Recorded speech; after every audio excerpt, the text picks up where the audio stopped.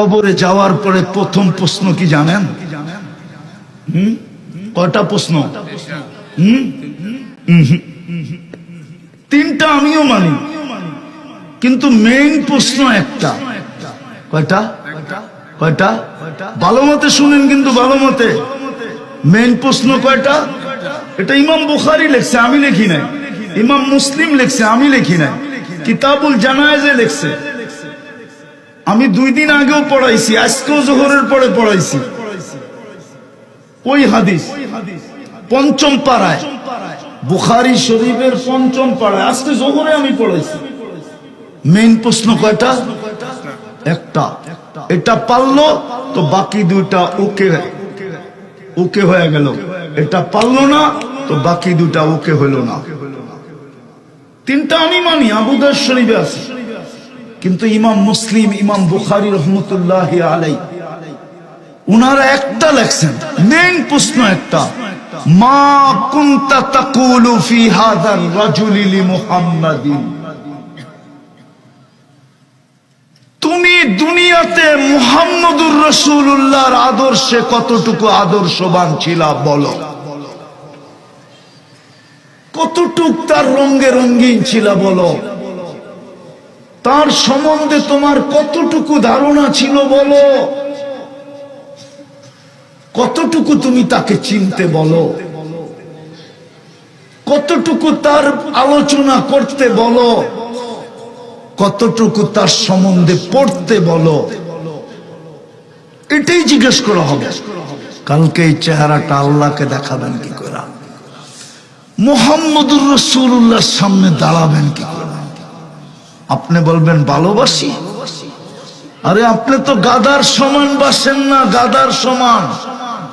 রাগ হয়ে যাবেন? আল্লাহর রাসূলের গাদা ছিল ইয়া আফুর। খায়বরের যুদ্ধে পাইছিলেন, পান নাই?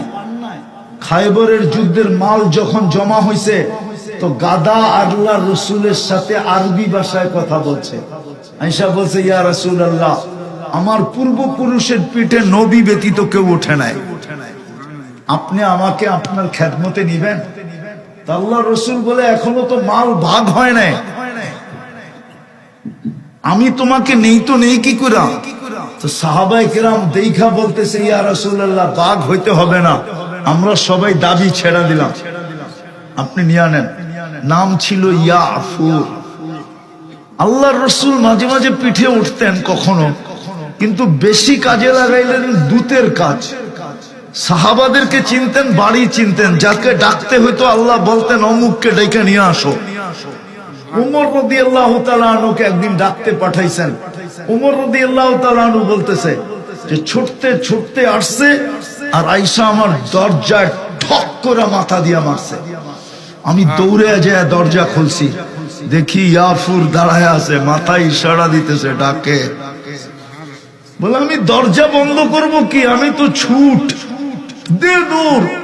ইয়াফুর আমার পিছে দৌড় দিতেছে, পাল্লা চলতেছে যে আমি আগে পৌঁছি না, ইয়াফুর আগে পৌঁছে। যেদিন আল্লাহ রাসূল দুনিয়ার থেকে চলে যায়, সবাই শোয়ানি, কিন্তু ইয়াফুর সইতে পারে না।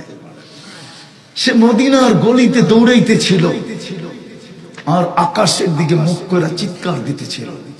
তার জানা ছিল না সামনে কুয়া ছিল, কুয়ার ভিতরে পড়ছে, চিরদিনের জন্য কবর হয়ে গেছে। আপনি কতটুকু ভালোবাসেন আল্লাহ রাসূলকে? কতটুকু? এতটুকু, যতটুকু ইয়াফুর বাস্তব। আজকে দুরবস্থা তো এই জন্যই।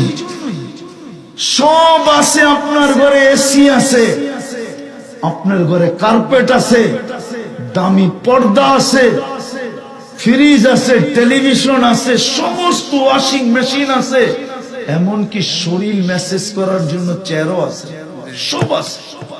কিন্তু কেউ হাত দিয়া বলুক বুকে সে সুখ আছে, শান্তি আছে, সে নিজেকে সফল বলে? কোন স্বামী বলতে পারবে যে আমি সফল স্বামী?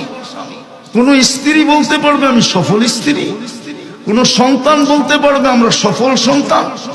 কোন মা বাবা বলতে পারবে আমরা সফল মা বাবা? সুখ নাই কেন? আল্লাহর ইচ্ছার বিরুদ্ধে আপনি সুখী হবেন বস্তু দিয়া। এই বস্তু কে দিছে? হ্যাঁ, এই